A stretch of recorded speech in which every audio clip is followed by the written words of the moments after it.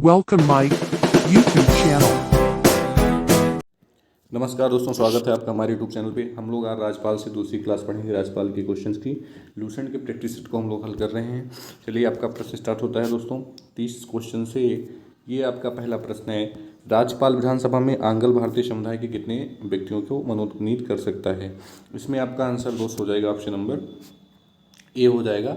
राज्यपाल ओनली एक आंग्ल भारतीय समुदाय को मनोनीत कर सकता है विधानसभा में, मतलब एमएलए के रूप में। अगला आपका है, राज्यपाल अपने राज्य के विधान परिषद यदि बहु विधानमंडल द्विसदनीय में निम्न में से किन क्षेत्रों में से संबंधित व्यक्तियों को मनोनीत कर सकता है। इसमें आपका आंसर हो जाएगा ऑप्शन नंबर डी हो जाएगा, उपरयुक्त सभी दोस्तों। अगला प्रश्न आपका है, राज्यपाल विधान परिषद में अधिक से अधिक कितने सदस्यों को मनोनीत कर सकता है। तो इसमें आपका आंसर क्या हो जाएगा, इसमें भी आपका डी हो जाएगा, कोई निश्चित संख्या नहीं है। ठीक है। अगला आपका है, किस राज्य के राज्यपाल को जिला परिषदों के दिए जाने वाले खानों के लाइसेंस के प्राप्त राजस्व की रकम को निर्धारित करने का अधिकार होता है। तो इसमें आपको हम बता दें, इसमें आपका आंसर हो जाएगा बी, असम के राज्य के राज्यपाल को जिला परिषदों के दिए जाने खानों के लाइसेंस से प्राप्त राजस्व की रकम को निर्धारित करने का अधिकार होता है। ठीक है।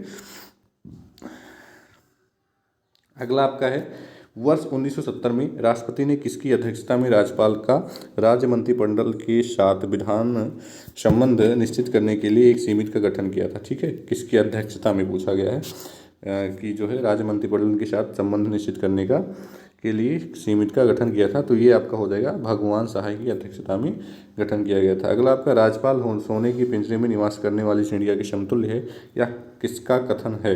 इसमें हो जाएगा, आपको भी आपको पता भी हो सकता है। ठीक है।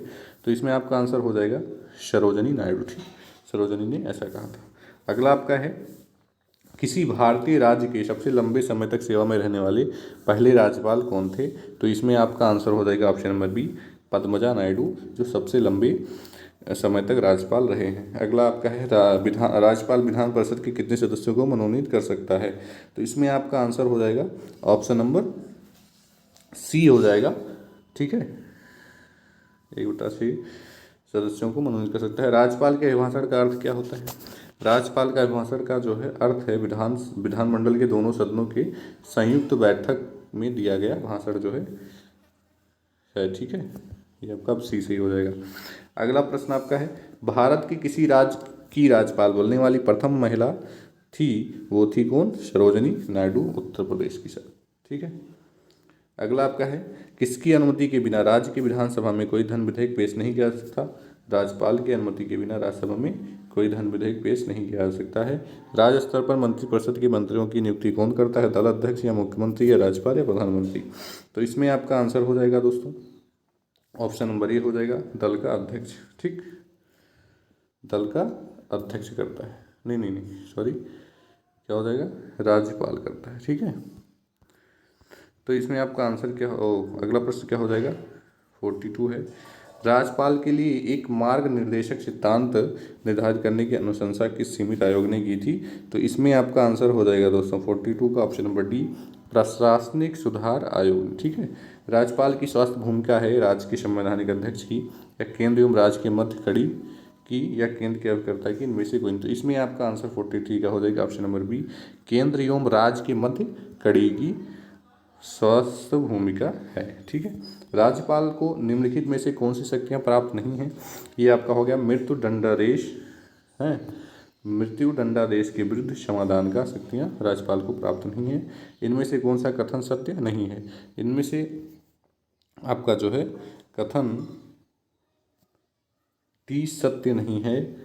राज्यपाल की पदावधि प्रधानमंत्री की इच्छा पर निर्भर नहीं करती है। ठीक है।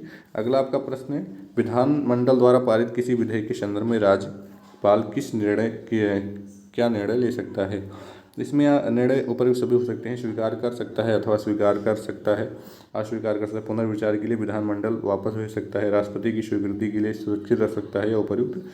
ये सभी हो जाएगा, डी ऑप्शन आपका सही हो जाएगा, किसका, 46 का। ठीक है। अगला प्रश्न है, गवर्नर द्वारा जारी किया गया अध्यादेश किसके द्वारा मंजूर किया जाता है, विधान परिषद के मंत्रियों द्वारा, राष्ट्रपति द्वारा या विधानमंडल द्वारा। तो इसमें आपका आंसर हो जाएगा ऑप्शन नंबर सी, विधानमंडल द्वारा मंजूर किया जाता है। ठीक है। अगला प्रश्न आपका है, 48 राज्य के महाधिवक्ता की नियुक्ति कौन करता है? भारत के राष्ट्रपति, उच्च न्यायालय के मुख्य न्यायाधीश, राज्य के राज्यपाल या राज्य के मुख्यमंत्री। इसमें 48 का आंसर आपका सी हो जाएगा दोस्तों, राज्य के राज्यपाल द्वारा। ठीक है, राज्यपाल के अध्यादेश जारी करने की शक्ति के बारे में निम्नलिखित में से क्या सही नहीं है? तो 49 का आपका डी हो जाएगा। ठीक है, अध्यादेश जारी करने के लिए मंत्रियों की सहायता और सलाह की आवश्यकता नहीं होती है। अगला प्रश्न आपका है, राज्य विधानमंडल के अनुमोदन के बिना राज्य राज्यपाल द्वारा जारी अध्यादेश कितनी शक्ति अवधि में लागू होता है दोस्तों? इसमें आपका 52 का आंसर क्या हो जाएगा? ऑप्शन नंबर बी हो जाएगा, 6 सप्ताह में लागू होता है। ठीक, अगला प्रश्न आपका है, राज्य सरकार को बर्खास्त किया जा सकता है राज्यपाल की सिफारिश पर राष्ट्रपति द्वारा, या राज्यपाल की सिफारिश पर प्रधानमंत्री द्वारा, या राज्यपाल की सिफारिश पर गृह मंत्री द्वारा, भारत के प्रधानमंत्री द्वारा। इसमें आपका आंसर हो जाएगा राज्यपाल की सिफारिश पर प्रधानमंत्री और राष्ट्रपति द्वारा राज्यपाल की राज्य की सरकारों को बर्खास्त किया जा सकता है। ठीक है, इसमें आपका अगला प्रश्न 54, राज्यपाल के कर्तव्यों के विषय में निम्नलिखित कथनों में कौन सा कथन सत्य नहीं है, सत्य है या सत्य नहीं है? तो इसमें आपका आंसर ऑप्शन 2 हो जाएगा। ठीक है, ये बी, जहीं वहाँ राज्यपाल अपनी मंत्रिपरिषद से स्वतंत्र रहकर कोई निर्णय ले सकता है, यहाँ जहाँ वह राष्ट्रपति शासन के अधीन राज्य के मुख्य कार्यपालक के तौर पर कार्य करता है, वहाँ उसकी कार्य संसद द्वारा समीक्षा के अधीन होती है। ठीक है, राज्यपाल का पद गाड़ी के 5वें पहिए के समान बनकर रह गया, ये किस युग की बात है?